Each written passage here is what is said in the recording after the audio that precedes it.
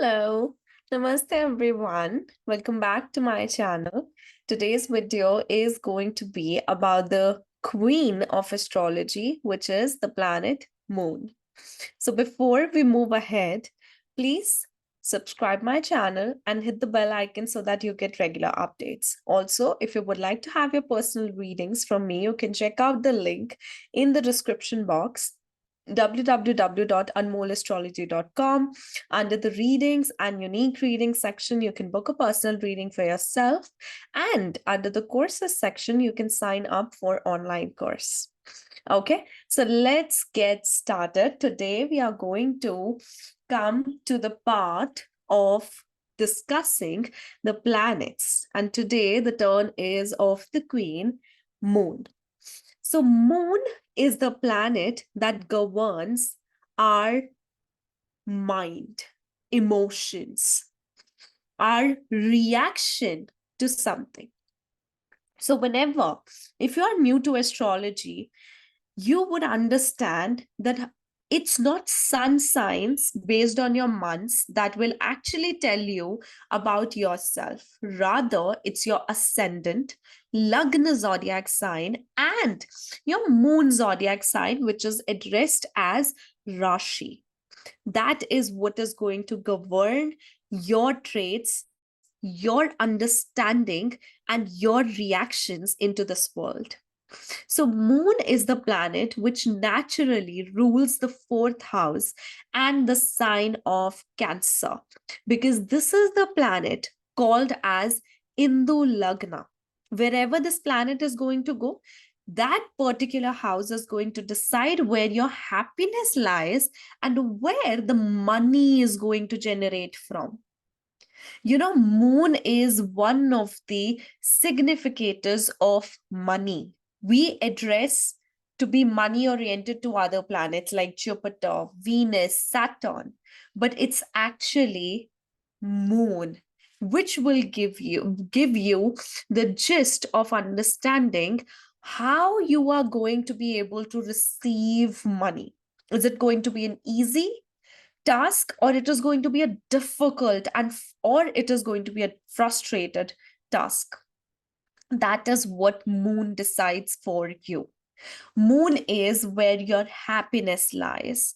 Moon is also where your secret lies. So wherever Moon is placed in your natal chart or in your any divisional chart as well, you hold your secrets in regards to that area in that house.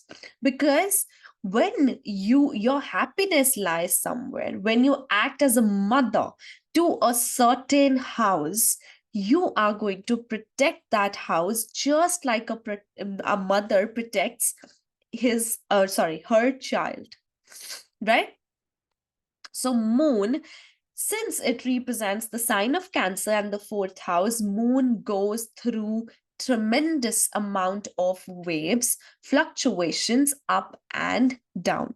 It represents your comforts, your happiness. What do you feel sensitive about? What do you care about? Where your sacrificial nature is going to come?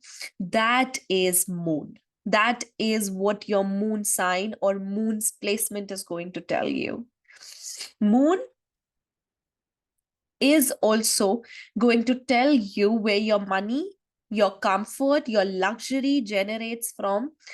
And one thing is there that Moon is exalted in the sign of Taurus or in the second house, is debilitated in the sign of Scorpio and in the eighth house. Now, let's understand why and how it also adds on to the traits of Moon.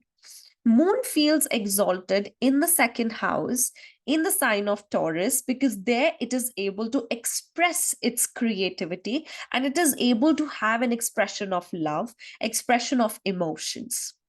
Their Moon feels stable. It is able to stabilize its fluctuating and tides oriented nature.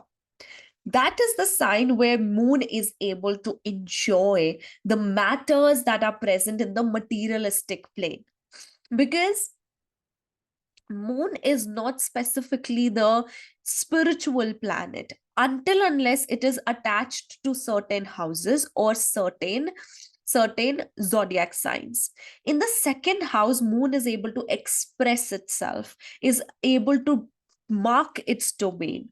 Moon can have possessions. And if you have heard about the mythology of moon, you would know how promiscuous and how lustful moon was. Moon was one planet whomsoever moon loved, whomsoever moon set his eyes on, moon would snatch that person or dominate or manipulate that person into the belief that they should live with him. That's why moon was the person who lured the wife of Jupiter and made love with her, eloped with her, then conceived, and then the birth of Mercury happened. So moon was back then known to be the promiscuous, lustful, and very dominating planet who used to get what he wants. That's what moon is able to do in the second house. Moon is able to possess the wealth, the relationships, the values that it wants. It is able to enjoy at the max when it is in the second house, because second house is originally ruled by Venus, which is all associated with the materialistic and rajasic plane. Then moon gets debilitated in the sign of Scorpio, because now moon has to experience the suddenness of life, the sudden events, the secrecy. Now moon is no longer being able to express itself at the most. Now moon is kept in a house which is deep and dark. It's hard for moon to actually beautifully express itself. Rather, it has to be surrounded by secrets, surrounded by sudden events and suddenness and unpredictable nature of the surroundings. That's why moon feels fearful, it feels not comfortable, it feels difficult in the sign of Scorpio. Moon's directional strength happens in the fourth house, because fourth house is the house of the night time, right? And in the fourth house, moon feels comfortable, it is directionally strong, because then you are able to direction your emotions in a certain goal, in a certain way, where you will be able to derive the maximum amount of comforts, maximum amount of happiness within your surroundings. So in the fourth house, moon feels directionally strong, right? So moon, regardless of affliction, regardless of any other conjunction, wherever moon is placed, that is your wealth source. That is what you should do so as to make yourself happy and to feel content in your life, because moon's placement is going to decide it all for you. Moon's moon also, or moon always has just the seventh aspect, and its seventh aspect is actually where your trauma lies. So where moon is, there your happiness is. Right opposite to is where your fears, your trauma, or the uh, you know uncomfortableness, where unexpressiveness basically lies, right? So whenever you want to see which is the area which is going to affect your peace of mind, just check seventh from your moon. That is going to tell you where your trauma, where your uneasiness within your life would actually lie, right?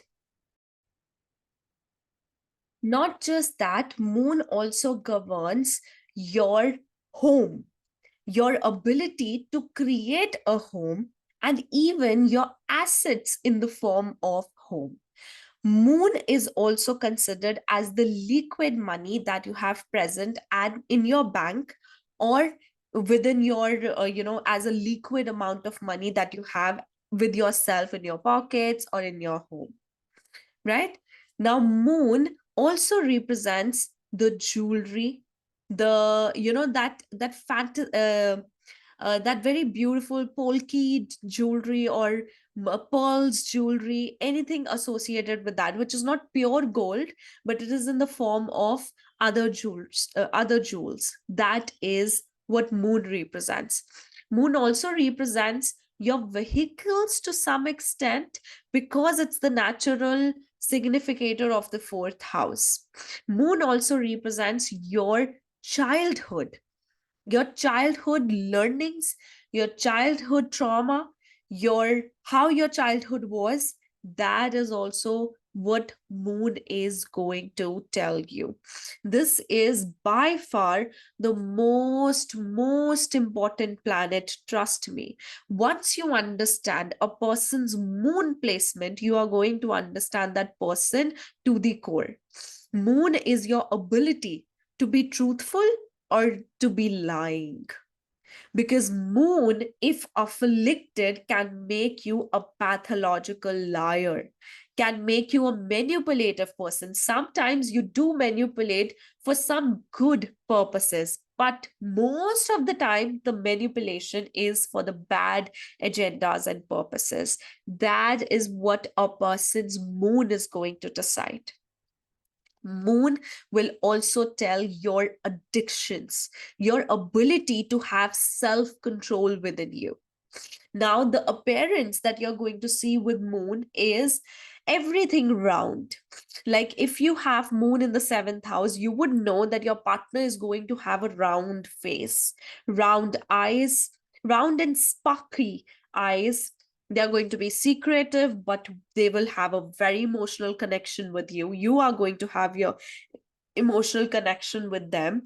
Moon is the placement of moon is going to tell where your heart and your mind goes, not your brain, not your intelligent mind, but where your mind, what occupies your mind, what is going within your mind all the time. If you have moon in the sign of Sagittarius, you always are going through some, I'm sorry, I'm having cold, you always are going through some wisdom oriented stuff or higher learning within your mind. Your moon is in the sign of Pisces.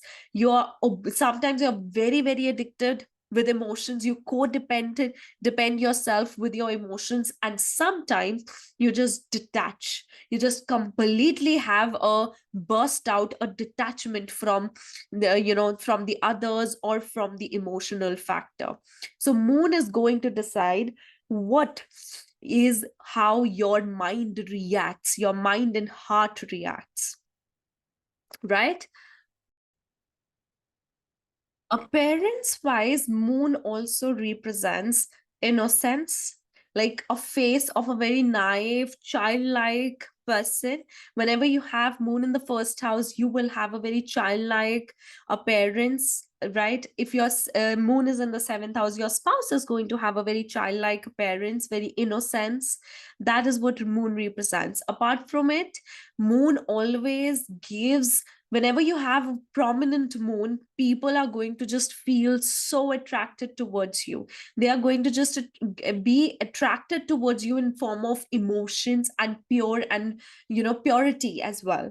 So moon also represents purity. Just the placement is going to identify that if that purity is going to stay consistently purity, or would actually be afflicted over a period of time, right? So everything related to psychology, your psychology, you related to your psyche, related to your decisions, related to how you feel, what your comforts are, everything is the planet moon, right? And also, since moon rules the natural fourth house, the sign of Cancer, what is the symbol? The crab. Moon is very much like the crab. Wherever moon is, you will always show a hard shell in the surroundings, but you will have a lot of things inside. You will have secrecy, you will have softness inside, just like a crab. And you would want to protect and possess the area moon is going to be in. right? So, guys, this was my analysis about the planet Moon. Let's meet in another video with another planet. Till then, take care. Bye bye.